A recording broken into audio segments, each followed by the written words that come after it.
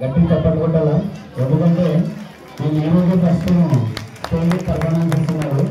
So ఒకటి రెండు చిన్న మిస్టేక్స్ ఉంటాయి. పెద్దలంతా ఆశీర్వదించి వాళ్ళు గట్టి క్లబ్స్ ఉంటే ఎంకరేజ్ చేయాలి.